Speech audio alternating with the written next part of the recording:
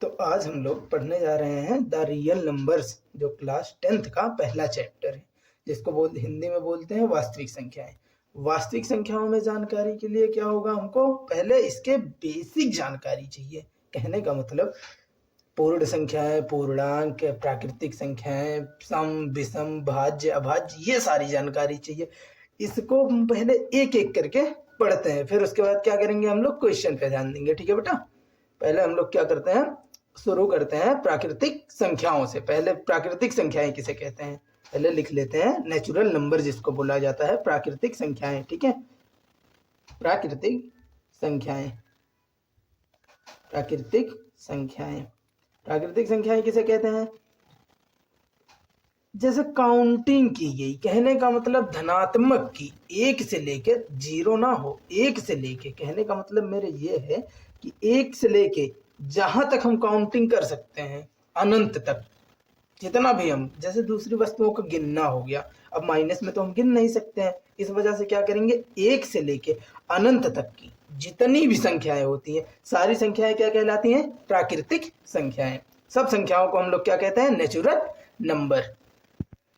तो इसका डेफिनेशन क्या होगा, वे संख्याएं जो धनात्मक होती हैं या एक से लेकर अनंत तक की सारी धनात्मक संख्याओं को प्राकृतिक संख्याएं कहते हैं। जैसे 50, 100, लाख, 1.5 लाख, 2 लाख, 3 लाख, 4 लाख, 5 लाख, जो भी संख्याएं धनात्मक में होगी, जितना हम काउंटिंग कर सकते हैं, वे सब क्या कहलाते हैं, प्राकृतिक संख्याएं कहलाती हैं। इसके बाद दूसरा आता है हमारा पूर्ण संख्याएं। पूर्ण संख्याएं किसे कहते हैं, वे संख्याएं मतलब जीरो से लेके अनंत तक की सारी संख्याओं को क्या कहते हैं, हम पूर्ण संख्याएं कहते हैं।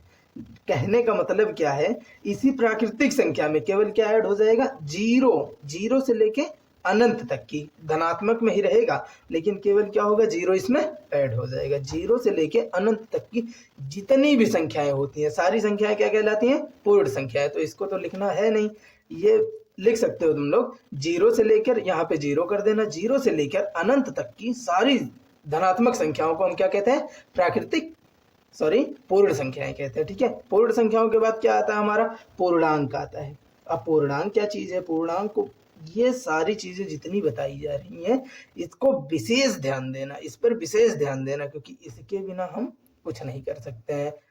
वास्तविक संख्या या रियल नंबर के बारे में जरा सी भी जानकारी नहीं ले सकते हैं। तो हम पहले इसके बाद क्या पढ़ेंगे, पूर्णांक। पूर्णांक किसे कहते हैं, यही जो जीरो है, कहने का मतलब हमारे ये है कि जीरो से लेके धनात्मक में अनंत तक, और जीरो से लेके ऋणात्मक में अनंत तक जितनी भी संख्याएं होती हैं, सारी संख्याएं क्या कहलाती हैं, पूर्णांक कहलाती हैं। सारी संख्याएं क्या कहलाती हैं, पूर्णांक कहलाती हैं। तो इसका डेफिनेशन लिख देता हूं। तो ये हो गया इसका डेफिनेशन, जीरो से लेकर धनात्मक में अनंत तक तथा जीरो से लेकर ऋणात्मक में अनंत तक की सारी संख्याओं को हम क्या कहते हैं, पूर्णांक कहते हैं। समझते हैं थोड़ी देर के लिए। जैसे एग्जाम्पल में हो जाएगा हमारा -5, -15, -19, चाहे जितने लग सकते हैं, लाख, 2 लाख, 3 लाख, 4 लाख, कुछ भी लिख सकते हैं। और पॉजिटिव में जैसे हो गया, जीरो को भी ले लेंगे, जीरो भी रहता है इसमें, जीरो हो गया, पॉजिटिव में 15 हो गया, पॉजिटिव में 40 हो गया, पॉजिटिव में 90 हो गया, पॉजिटिव में 1 लाख हो गया, 2 लाख हो गया, जो भी होगा धनात्मक में, जो भी होगा, वो सारे किसके अंतर्गत आ जाएंगे, पूर्णांक के अंतर। और इसमें पूछ लेता है, जैसे क्वेश्चन पूछ लेता है कि कौन प्राकृतिक संख्याएं किसे कहते हैं, तो हमको क्या केवल एग्जाम्पल देना रहता है, सारी चीजें नहीं बतानी रहती हैं। ठीक है, इसके बाद हम लोग पढ़ेंगे सम तो आप लोग जानते ही होंगे। सम संख्याएं किसे कहते हैं, जो संख्याएं 2 से भाज्य हैं। 2 से भाज्य का मतलब, 2 से भाज्य का मतलब क्या हो जाएगा हमारा, 2 से भाज्य का मतलब 2 से कट जाए। जैसे हो गया 20, 20 क्या होगा, 20 को अगर हम डिवाइड करेंगे 2 से, तो 2 दहा में 20, मतलब कट रहा है, तो ये क्या हो जाएगा, 20 हमारा भाज्य हो जाएगा। तो इसे हम क्या कहेंगे, सम कहेंगे। जो भी संख्याएं 2 से कट रही हैं, वो क्या कहलाएंगी, सम कहलाएंगे। और इसी प्रकार सेम इसी का उल्टा हो जाता है विषम। विषम किसे कहते हैं, विषम संख्याएं वे होती हैं जो 2 से भाज्य ना हो, 2 से ना कटे या ना भाज्य हो, ना कटे, 2 से ना कटे, वे संख्या, जैसे 15 हो गया, 17 हो गया, 19 हो गया, 21 हो गया, ये सारी संख्याएं हमारी क्या कहलाएंगी? विषम संख्याएं कहलाएंगी। इसके बाद आता है भाज्य संख्याएं। अब भाज्य संख्याएं किसे कहते हैं? ये सारी चीजें शुरू से पढ़ाई जा रही हैं लेकिन हमारे उतना ध्यान नहीं रहता है। तो भाज्य संख्याएं किसे कहते हैं? भाज्य संख्याएं वे होती हैं जो किसी ना किसी से कटते हैं। कहने का मतलब एक और तीन के अलावा भी, सॉरी, एक और खुद के अलावा भी किसी संख्याओं से कटते हैं। जैसे 15, 15 क्या है हमारा? देखेंगे तुम, 3 से ये 3 बचे 15, ये कट रहा है तो ये क्या हो गया? भाज्य हो गया। और इसी का उल्टा होता है अभाज्य। अभाज्य संख्याएं किसे कहते हैं? अभाज्य संख्याएं वे होती हैं जो एक और खुद के अलावा किसी से ना कटे। जैसे 17, 17 को हम देखेंगे, 17 17 से कटेगा और 17 किससे कटेगा? एक से कटेगा। इसके अलावा ये किसी से नहीं कटेगा। तो ये संख्याएं हमारी हो जाती हैं अभाज्य संख्याएं। तो आप लोगों को अच्छे से ये समझ में आ गया होगा कि प्राकृतिक संख्याएं किसे कहते हैं, पूर्ण संख्याएं किसे कहते हैं, पूर्णांक किसे कहते हैं, सम किसे कहते हैं, विषम किसे कहते हैं, भाज्य किसे कहते हैं, अभाज्य किसे कहते हैं। अब इसके आगे जानकारी जैसे हो जाती है हमारी परिमेय संख्याएं। कौन सी संख्याएं? परिमेय संख्याएं। परिमेय संख्याएं किसे कहते हैं?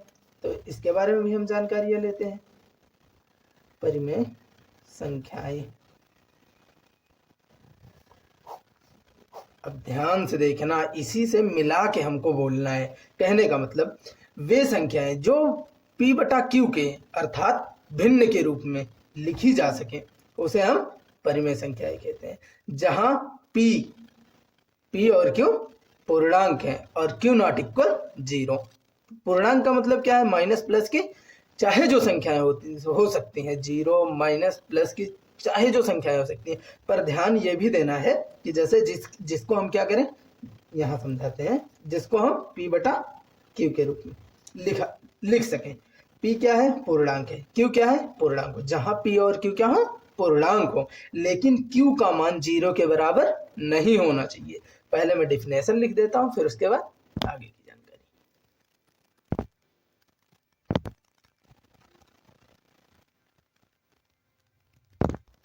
तो ये हो गया उसका डेफिनेशन। वे संख्याएं जिन्हें हम p बटा q के रूप में लिख सकते हैं जहां p और q पूर्णांक है तथा q नॉट इक्वल 0, उसे परिमेय संख्या कहते हैं।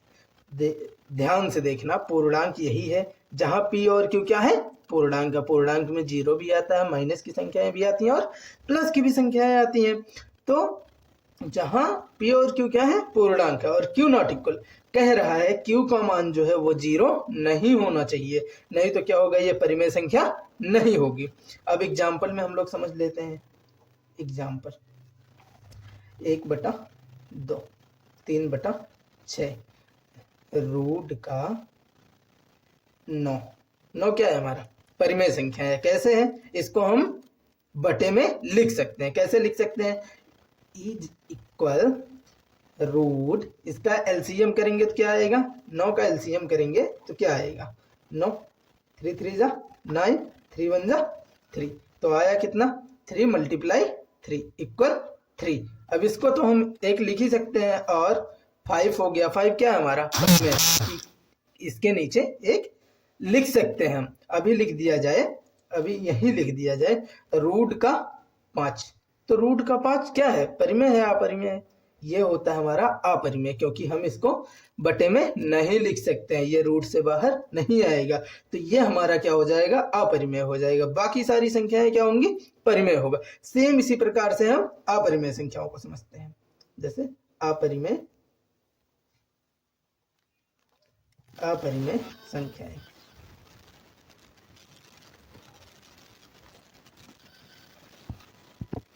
संख्याओं को समझते हैं। अपरिमेय संख्याएं किसे कहते हैं? वे संख्याएं जिन्हें हम p बटा q के रूप में नहीं लिख सकते हैं। वे संख्याएं क्या होती हैं?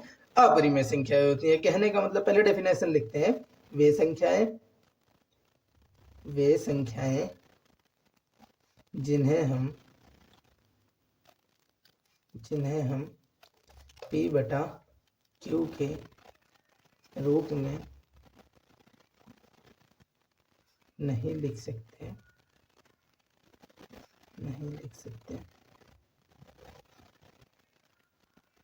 सकते, वे अपरिमेय संख्याएं होती हैं, अपरिमेय संख्याएं होती हैं। समझते हैं इसे? जैसे फॉर एग्जाम्पल, जैसे रूट का 3, रूट का 5, फिर लिखते हैं 1.6832 डॉट डॉट डॉट।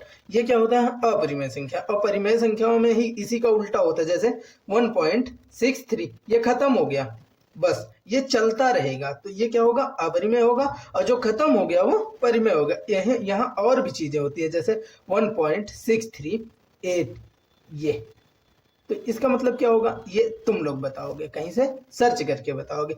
अब इसके बाद हम लोग पढ़ेंगे वास्तविक संख्याएं। इसके बाद हम लोग वास्तविक संख्याएं, जो अगले चैप्टर में होगा, ठीक है, मतलब अगले पार्ट में होगा, उसकी जानकारी अच्छे से होगी। उसके बाद हम लोग क्या करेंगे?